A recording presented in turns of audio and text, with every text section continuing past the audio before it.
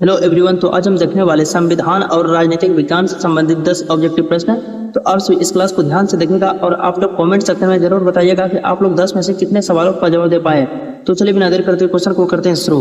भारतीय संविधान में कितने मौलिक अधिकार है? बताइए। आपसे प्रश्न पूछा गया भारतीय संविधान में कितने मौलिक अधिकार है? तो यहाँ पर जो करेक्ट आंसर होगा 6। भारतीय संविधान में कितने मौलिक अधिकार है? तो यहाँ पर जो करेक्ट आंसर होगा 6, यानी यहाँ पर जो करेक्ट आंसर होगा विराट हो जाएगा। तो चलिए देखते हैं अगला प्रश्न। तो अगला प्रश्न है भारत का सर्वोच्च न्यायालय कब स्थापित हुआ? बताइए। आपसे प्रश्न पूछा गया भारत का सर्वोच्च न्यायालय कब स्थापित हुआ? तो यहाँ पर जो करेक्ट आंसर होगा 1950 में। भारत का सर्वोच्च न्यायालय जो है कब स्थापित हुआ था? तो यहाँ पर जो करेक्ट आंसर होगा 1950, यानी यहाँ पर जो करेक्ट आंसर होगा सी हो जाएगा। यदि आप अभी तक हमारे चैनल को सब्सक्राइब नहीं किए तो चैनल को सब्सक्राइब करें और वीडियो अच्छा लगे तो वीडियो को एक लाइक करके अपने दोस्तों के पास ज्यादा से ज्यादा शेयर करें। और यदि आप इस वीडियो को हमारे फेसबुक पेज पर देख रहे हैं तो पेज को फॉलो जरूर कीजिएगा। तो चलिए देखते हैं अगला प्रश्न। तो अगला प्रश्न है राज्यसभा को क्या कहा जाता है? बताइए। आपसे प्रश्न पूछा गया राज्यसभा को क्या कहा जाता है? तो यहाँ पर जो करेक्ट आंसर होगा अस्थायी सदन है। राज्यसभा को क्या कहा जाता है?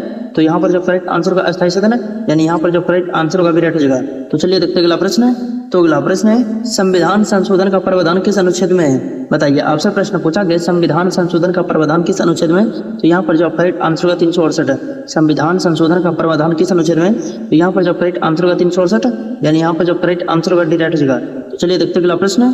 तो अगला प्रश्न है वित्त आयोग का गठन कौन करता है? बताइए। आपसे प्रश्न पूछा गया वित्त आयोग का गठन कौन करता है? तो यहाँ पर जो करेक्ट आंसर होगा राष्ट्रपति। वित्त आयोग का गठन कौन करता है? तो यहाँ पर जो करेक्ट आंसर होगा राष्ट्रपति, यानी यहाँ पर जो करेक्ट आंसर होगा सी राइट हो जाएगा। तो चलिए देखते हैं अगला प्रश्न। तो अगला प्रश्न है भारत में प्रथम आम चुनाव कब हुए थे? बताइए। आपसे प्रश्न पूछा गया भारत में प्रथम आम चुनाव कब हुए थे? तो यहाँ पर जो करेक्ट आंसर होगा 1951 से 52। भारत में प्रथम आम चुनाव कब हुए थे? तो यहाँ पर जो करेक्ट आंसर होगा 1951 से 52, यानी यहाँ पर जो करेक्ट आंसर होगा विराट हो जाएगा। तो अभी हम सब मिलकर 7 प्रश्नों को देख लिए। इनमें से आपको कितने प्रश्न का उत्तर पता है कमेंट सेक्शन में जरूर बताइएगा। तो चलिए देखते हैं अगला प्रश्न। तो अगला प्रश्न है राष्ट्रपति के विरोध में महाभियोग की प्रक्रिया किसके द्वारा चलाई जाती है? बताइए। आपसे प्रश्न पूछा गया राष्ट्रपति के विरोध में महाभियोग की प्रक्रिया किसके द्वारा चलाई जाती है?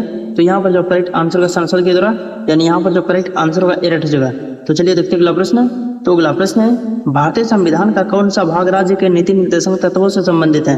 बताइए। आपसे प्रश्न पूछा गया भारतीय संविधान का कौन सा भाग राज्य के नीति निर्देशक तत्वों से संबंधित है? तो यहाँ पर जो करेक्ट आंसर होगा भाग 4, यानी यहाँ पर जो करेक्ट आंसर होगा विराट हो जाएगा। तो चलिए देखते हैं अगला प्रश्न। तो अगला प्रश्न है भारत के नियंत्रक एवं महालेखा परीक्षण की नियुक्ति कौन करता है? बताइए। आपसे प्रश्न पूछा गया भारत के नियंत्रक एवं महालेखा की परीक्षण कौन करता है?